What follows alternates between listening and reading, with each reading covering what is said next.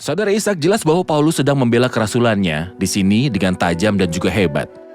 Mohon jelaskan kepada kami, mengapa dia melakukan itu?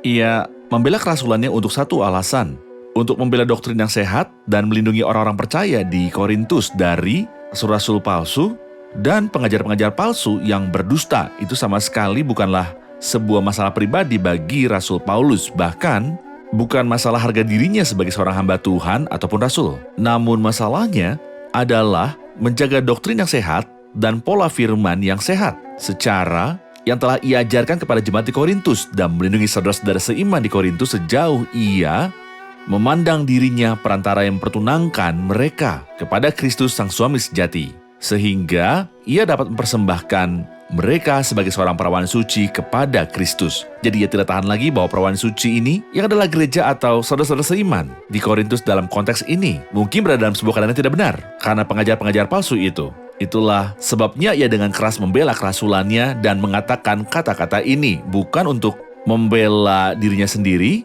ataupun membela pelayanan yang dikaitkan dengannya, tetapi untuk membela doktrin yang sehat. Seakan Allah telah membangun sebuah entitas di bumi yang disebut gereja, tubuh Kristus, rumah Allah.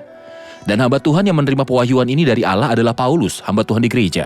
Benar. Karena itu jika kerasulannya dipertanyakan, maka bangunan yang telah Allah buat tidak akan ada gunanya. Gereja adalah proyek Allah. Jadi ia tidak sedang membela diri sendiri, ia sedang membela proyek Allah sendiri. Itulah yang Anda katakan. Saudara Muin, apakah bentuk-bentuk peperangan yang mungkin setan sedang lancarkan terhadap kita?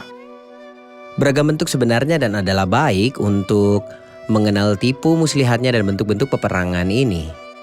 Bahkan dalam bahasa peperangan mereka berkata, kenali musuhmu dahulu, baru kenali senjatamu agar dapat menjamin kemenangan. Ia sebenarnya mengambil beragam bentuk pada awal pembangunan gereja. Iblis masuk dengan segenap kekuatannya sebagai seekor singa.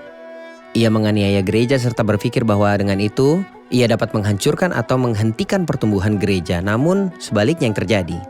Gereja belum menyebar seluas pada hari-hari penganiayaan yang sangat memahitkan.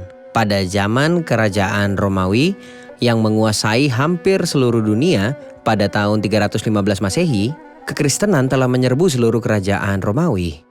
Ketika iblis mendapati itu, ia mencari siasat lain dan berhenti menjadi singa karena mereka tidak takut. Ia mulai masuk sebagai seekor ular di tengah-tengah gereja. Alih-alih menyerang dari luar, ia malah melakukannya dari dalam. Siapa yang ia pakai untuk dapat masuk ke gereja? Para rasul palsu, pengajar palsu, saudara-saudara palsu, dan orang percaya palsu. Ia memakai beragam bentuk untuk masuk ke dalam gereja sebagai seekor ular. Kemungkinan besar itu yang ia lakukan kepada jemaat di Korintus. Ia masuk ke antara para jemaat sebagai pengajar palsu untuk dapat menyatakan 3 hal melalui mereka.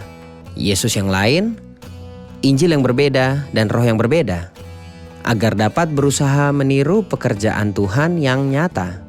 Ia menyatakan Yesus, tetapi jika saya boleh berkata dengan sangat rendah hati, ia jauhkan Kristus dari semua karakter yang kita percayai dan ditunjukkan dalam firman Tuhan serta dinyatakan oleh Rasul Paulus. Misalnya, tontonlah film-film yang berbicara tentang karakter Kristus.